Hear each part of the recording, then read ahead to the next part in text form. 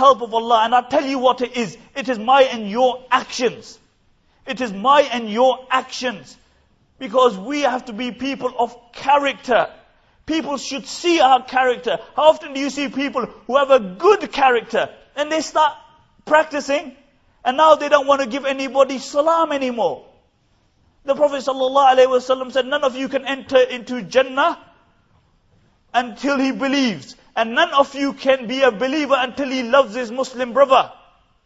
And shall I tell you a way of increasing that love? Give each other salam. Love your Muslim brother.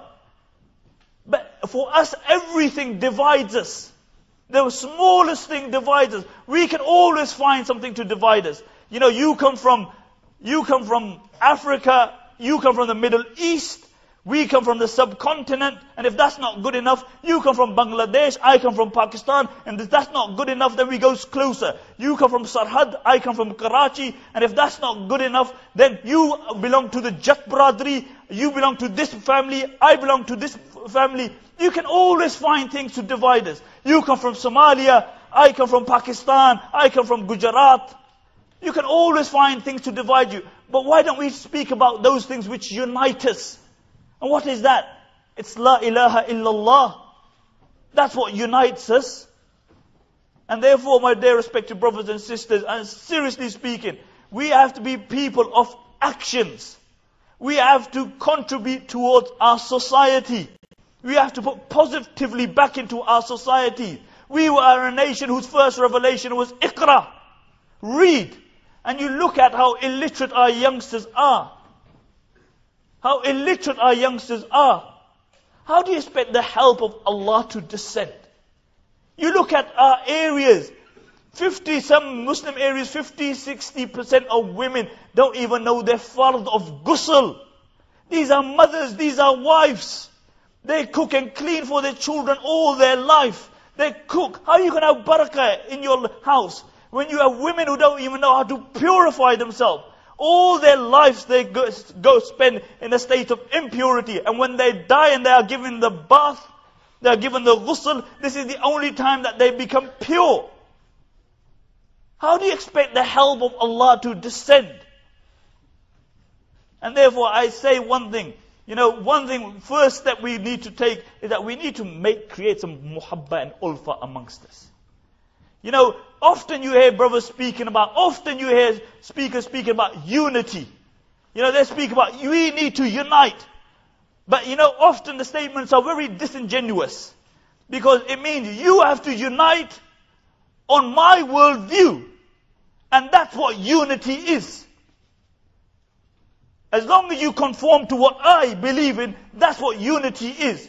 Now we know that people are always had different outlooks. Abu Bakr had a different outlook to Umar ibn al-Khattab. And if Abu Bakr and Umar argued on every issue, Islam wouldn't have gone past Medina. They had different approaches, but the approach was within the Ahl Sunnah wal Jama'ah. And the ulama have defined what the Ahl Sunnah wal Jama'ah is. Now as long as the difference are within the Ahl Sunnah wal Jama'ah, we should carry on. Because there are other forces trying to divide us, and really we are falling into the trap. Before it was, division. You're a Wahhabi, I'm a Salafi, I'm a Sunni, I'm a Sufi.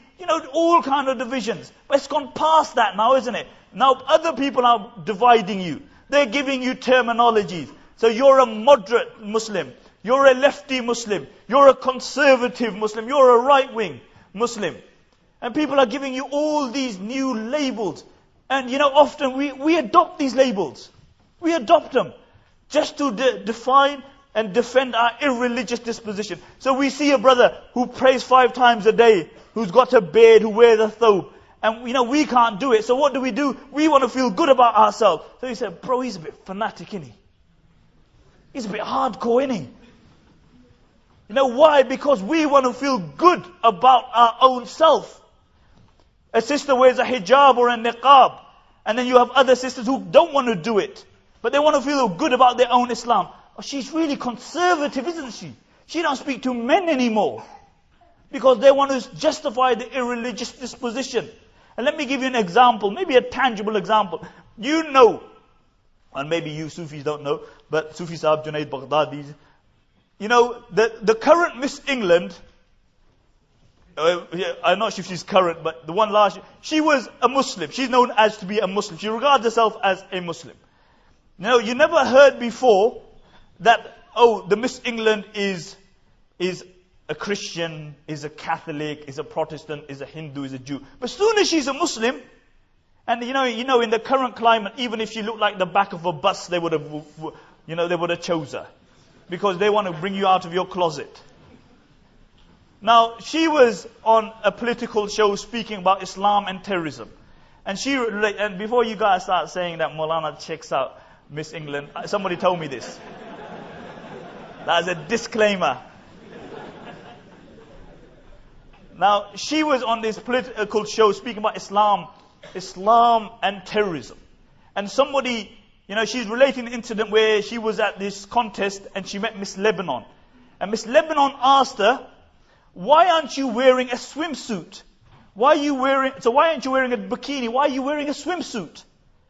And she said, the reason I'm wearing a swimsuit is because I'm a Muslim. So, Miss Lebanon in her bikini said, I'm a Muslim as well.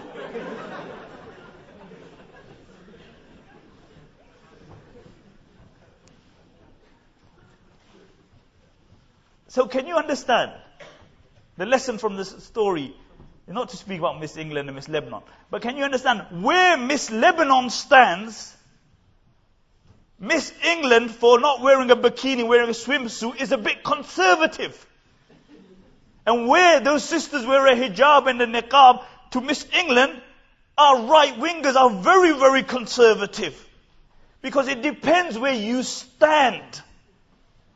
And Allah defined this ummah as an ummatun wasata. A moderate ummah. This is what we are. We are a moderate ummah. And what defines our moderation? It is Allah and His Rasools. And nothing else. It's not what you feel like. It is what Allah and His Rasul define, and how Islam has been understood for the last 1400 years. Because the reality is, if the Sahaba didn't understand Islam, the Salaf didn't understand Islam, for 1400 years they didn't understand Islam. You guys in Whitechapel, London are not going to understand Islam. Simple as that. You're not going to understand Islam. And therefore, my dear respected brothers and sisters, you know, we need to be heavy in the scales of Allah subhanahu wa ta'ala. We need to be people of actions. The Prophet ﷺ said in a narration related by Imam Muslim in his Sahih, on the day of judgment, a man will come, he will be a rajulu saminul azim. He will be a huge fat man, massive weight. He will be huge, a fat man. But in the scales of Allah, you know how much he will weigh? Have you ever thought what Abu Bakr looked like? Have you ever imagined how Abu Bakr was? A man who through thick and thin sided with the Prophet ﷺ. This man must be massive. He must have been huge. The narration mentioned Umar and Khalid bin Walid was so huge that when they would sit on the horse, their feet would nearly touch the floor. Can you imagine? And they would say that Abu Bakr was even braver than these two. So what did Abu Bakr look like? His daughter Aisha radiallahu anha mentions, my father Abu Bakr was so thin that his trousers wouldn't remain around his waist. He was so thin that his eyes had sunk out and his cheekbones were protruding. He was so thin that you could see the bones on his finger. And when he would walk with a stoop. He would walk with a stoop. This is how thin Abu Bakr as-Siddiq radiallahu anhu was. But they would say that Abu Bakr was the weakest in body, but when it came to the commands of Allah, he was the strongest. Upon occasion, Abdullah ibn Mas'ud was climbing a tree, and he has very thin shins. And the Sahaba, they looked at his thin shins and they began to laugh. And the Prophet ﷺ asked the Sahaba, he said, what's making you laugh? And they said, the thin shins of Abdullah ibn Mas'ud. And the Prophet ﷺ said, by Allah, if these thin shins were placed in one side of the scale, on the day of judgment, and the mountain of Uhud was placed on the other side of the scale, these thin shins would be heavier than the mountain of Uhud. Why? Because every pound, every muscle, every vein was for the sake of Allah subhanahu wa ta'ala. And the Prophet ﷺ said,